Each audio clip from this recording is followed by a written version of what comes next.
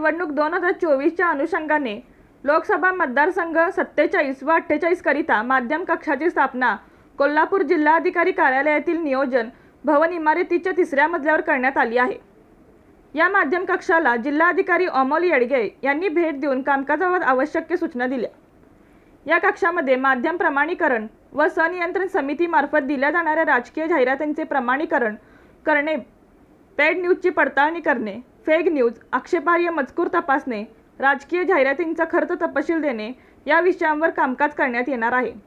राजकीय जाहिराती प्रमाणीकरणासाठी किंवा अधिक माहितीसाठी माध्यम कक्ष 3रा मजला सांख्यिकी कार्यालयाजवळ नियोजन भवन इमारत जिल्हाधिकारी कार्यालय कोल्हापूर येथे किंवा दूरध्वनी क्रमांक 0231 299 2930 वर संपर्क साधावा।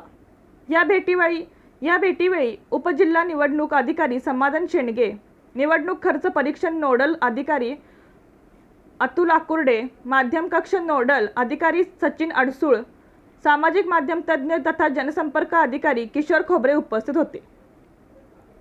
राजकीय जाहिराती प्रमाणीकरणासाठी घेताना विहित नमुन्यात घ्यावी। पेड न्यूज बाबत बारकाईने लक्ष ठेवा। सोशल मीडियातून आक्षेपार्ह मजकूर आल्यास तातडीने निदर्शनास आणा।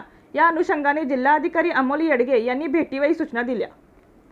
सोशल मीडिया हा इलेक्ट्रॉनिक मीडियामध्ये गणला जातो। सोशल मीडियावरील राजकीय जाहिरातींचा खर्च उमेदवाराच्या निवडणुकात खर्चात समाविष्ट होत असतो। सोशल मीडियावरील राजकीय जाहिरातींना प्रमाणीकरण गरजेचे असल्याचे यावेळी जिल्हाधिकारी यांनी सांगितले। या कक्षाकडून इलेक्ट्रॉनिक मीडियावरील प्रत्येक जाहिरातीला प्रमाणपत्र वितरित करण्यात आले आहे किंवा नाही याची खात्री करण्यात येणार आहे। मुद्रित माध्यमातील राजकीय जाहिरात उमेदवारांच्या अनुमतीशिवाय प्रकाशित करता येणार नाही। मुद्रित माध्यमांना राजकीय जाहिरातीचे प्रमाणीकरण करण्याची आवश्यकता नाही।